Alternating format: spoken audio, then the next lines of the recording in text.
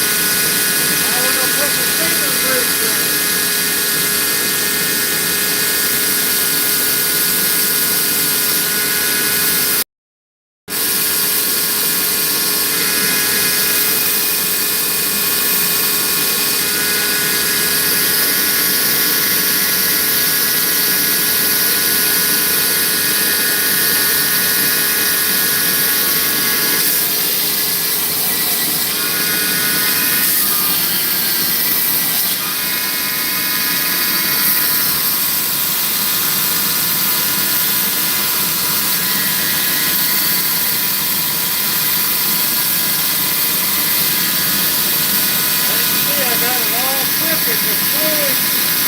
Gotta do his knives a little different.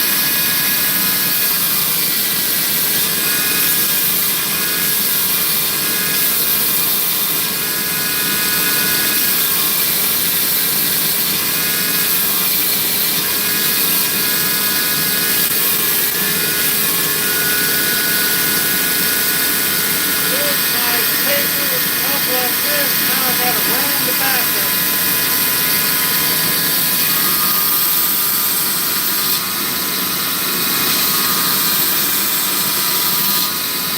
Dan, this was 80 grit sandpaper.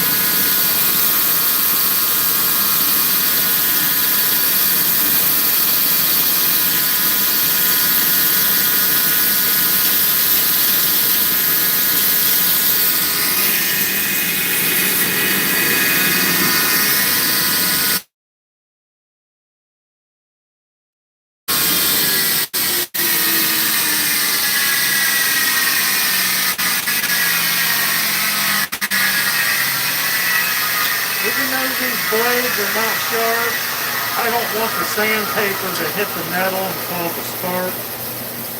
So I will tape them up.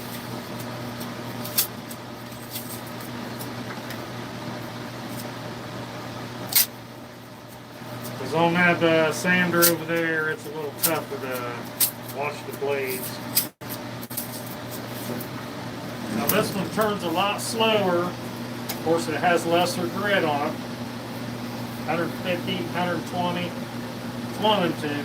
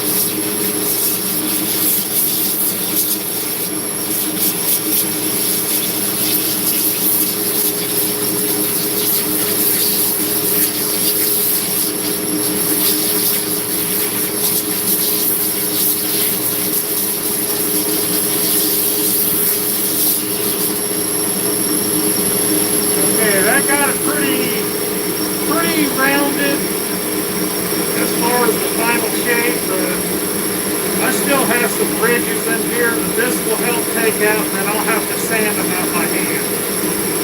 Because if I get in there too hard, it'll leave little deep divots in the knife handle.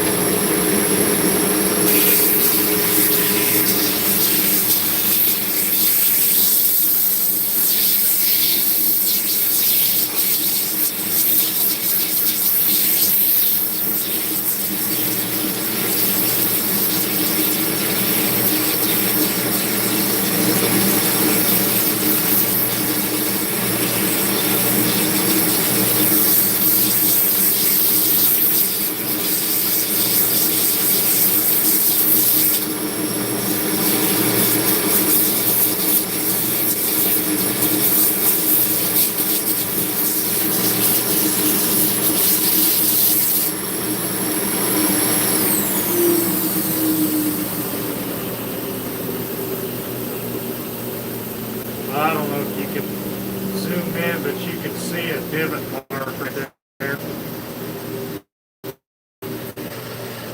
This will help get it out. If I'd have kept going on that belt sander, it would have made it real deep.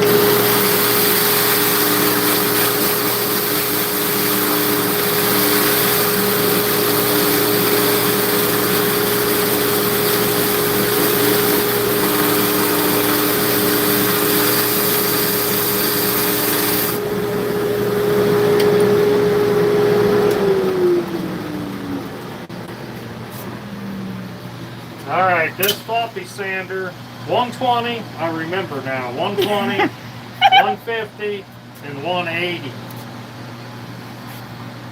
This is what we do on Saturdays in this little room here. Yeah, so sometimes it's hard to video because I don't have very much room to move around because it's not very big in here. Yeah, it tries to help contain the dust of this area a bit. And this thing really works well if you guys ever want something not that big, but something you can hang in your ceiling. These jets do a really good job. But as you can tell, we're making a lot of dust out here. So we got a finger groove and a Floyd Redigan, a rough out and a medium detail or a detail. Can you tell them the difference between a medium detail and a detail? That if it's a medium detail, it's a 35 thousandths. When you turn it into a detail, you grind it thinner. Yeah, it goes down to between 30 32 thousandths, but these are 35. These were shaped kind of like our rough outs. I don't know if I can, if I was going to make this a detail blade,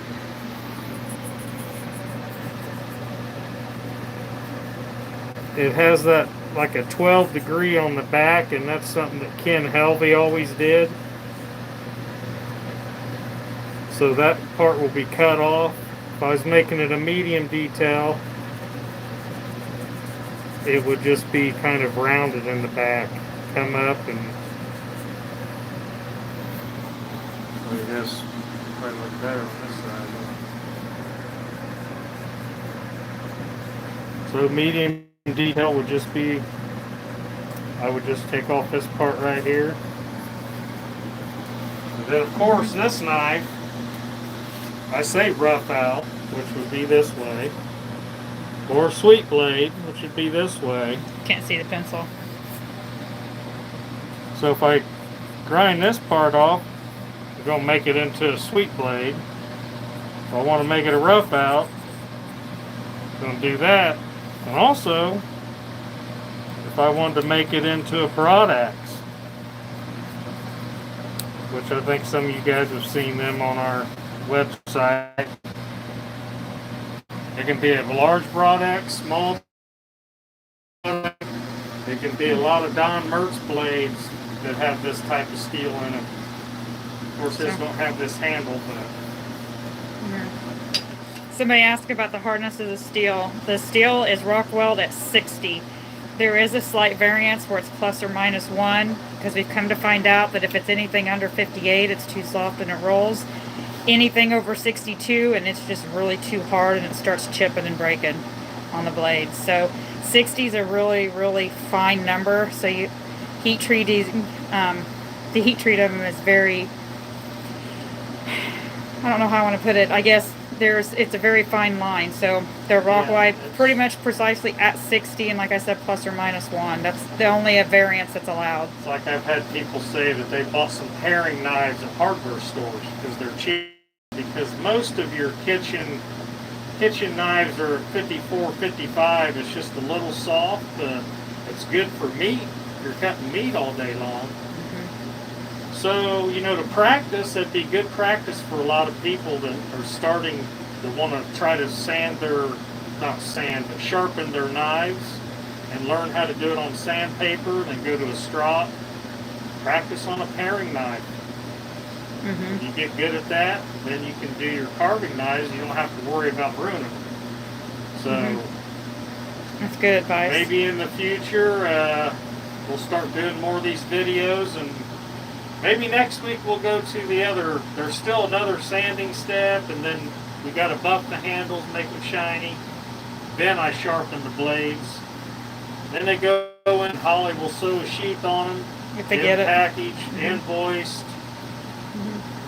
All that good stuff in there, all that paperwork, and 600 emails she's got to go through from the dreaded Wednesday when we turned the website on. Yeah. Oh, yay. I heard it lasted 8 minutes. I was at work. See, I planned it, so I'm not here when it happens. It's not boring. But she's getting through them, and we're going to start. There's a whole box. I've been out here all day shaping these handles. So, got them, and these are all the little bull nose and thumbnail gouges that we put on there. There's 50 of them in here. I got 3 left to make. I think there was 50, maybe there was 51. I don't remember, but there's 50 some put on there. And a whole bunch of knives. We don't, and I think something that's important too, because I get a lot of questions on different social media sites. There's no fancy equipment here. You're staring at the fancy equipment. He's right there. Yeah, a lot of, I think there's people that confuse handmade with automated. There's nothing automated. Every step for this knife to reach you is touched by either me or Holly in the process of when it's put in the package, so in the sheath, sanding it, sharpening it. There's no jigs. There's really not even a template, so there's there's no knife that's the same. It's almost impossible. It's like a snowflake. Even with the blades, there's no template. So the one could be a little bit fatter than another in the back if I just don't get it angled enough. But definitely the handles. There's no way there can be 2 that are exactly, if you mic'd every part of this, that would be the same. But, you know. Thanks, Daniel. We advertise as a handmade knife, and that's why we can't pump them out like some of the bigger companies. Plus, we only do this 3 days a week. Well, then between that 3 days, we try to shove in family time. Yeah, I mean, there was a time where I got home from work and I stood out here till it was time to go to bed. Get up, go to work, come back out here, and it's not worth missing Skylar growing up and spending time with Holly. So you know what? 3 days a week, we do what we can, try to do the best job. I will never skimp and try to cut corners. And we've tried hiring people. This is manual labor. Nobody will do it. Every machine is trying to rip this out of my hand. You've seen it flip on that one. And my fingers hit the sandpaper, the belt. Luckily I had them taped up or I wouldn't have no skin in a couple spots. But they don't want to work anymore. You know, nobody wants to work 3 days and then being Saturday, Sunday, and Monday and not be able to do anything else. Danielle Martin goes to open shop for you and come on over to Central Indiana. I'm waiting on you. I'll even throw you a steak on the grill. But, you can see that this room is full of man glitter. Oh, it's all over your shirt. Just fluff your shirt. They can't really tell. Probably can't tell. See all the dust? Yeah, so the RZ masks work really well. We've had a lot of people ask what mask we use. The RZ mask, I'm not kidding. We've tried so many different things. They work really, really well. I mean, we're not being sponsored by them. They don't give us anything for free.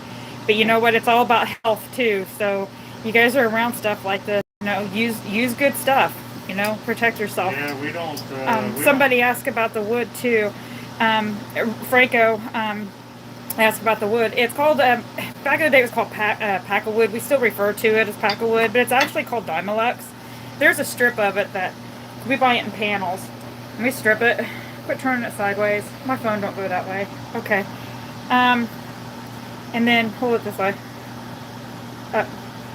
Hold. Not that way, silly. This way. Oh, there we go. So we buy it in panels and then we strip it and then we cut it. And it's not a secret. It's laminated wood. Yeah, they're all cut into 5-inch pieces, so once they're stripped into these, of course I've cut pieces off this. I think they're, these, I don't know, 40 inches long. They're 40. 10 by 40 is the sheet's size. And then they're chopped into 5-inch pieces. That's not the only step. Each one has to be routed for a blade to fit in there. Well, and then get these. Yeah, you got it. Black and white black pieces. and white pieces come in panels too. They're just smaller. They're 5 by 10, I think. And those have to be stripped. And then each has to be routed for the blade to slide in there. And you have to clean off every one of those because when you router it leaves a burr up. And if I had that burr in there, you'd have a gap between the white and black piece or the wood and the white piece. So those have to be cleaned by hand. There's no automation out here. No. There's no CNC machines. There's even how you cut the steel. You have to roll it. Yeah. Yeah, when I cut the steel, it's on a surface grinder that I'm manually running back and forth and chucking every piece in there. I guess somebody asked about the Signature Series too, the wood. The Signature Series wood, Franco, we use a lot of maple, cherry, walnut, mahogany. Nothing exotic per se for the Signature Series. Rich uses those mostly maple and cherry because they're easy to wood burn. Yeah, so these are glued up, ready to be. Well, now, oh, he's talking about, if you're talking about the custom knives, Franco, the one-offs that Rich makes, those are one-offs. Yeah, stop it. That did not get his foot.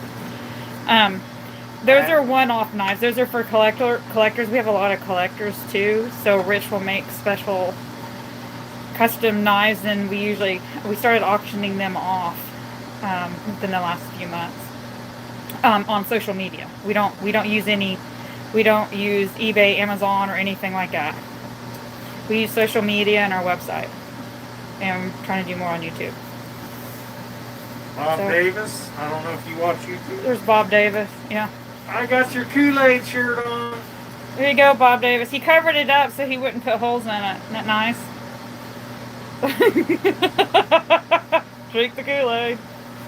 I drink it every day. So, okay. Well, I don't see any other questions, so we'll get back to work. All right. Well. Yep. And I'm going to find out how to. It says, so one day I'll have one of them today. Okay. You know what? Now I get to figure out how to end it. Surprised somebody'd be wanting man glitter. Oh, I know. I did post that out there too. You can bag glitter. Yeah. Well. We're still waiting on. Oh, I don't know what I did, guys. Sorry. He's talking, but I'm going to figure out how to end it. So if I cut him off talking, so sorry. See, we're married, so he'll be used to it. I'm gonna figure out how to end it. Yeah, so far, I've been listening. I don't even know how to end the video. Woo-hoo! I don't know. I'm gonna push stuff, so I guess we'll find out. She's burning up her 1 hour of me listening to her per day. Say bye. We'll see ya.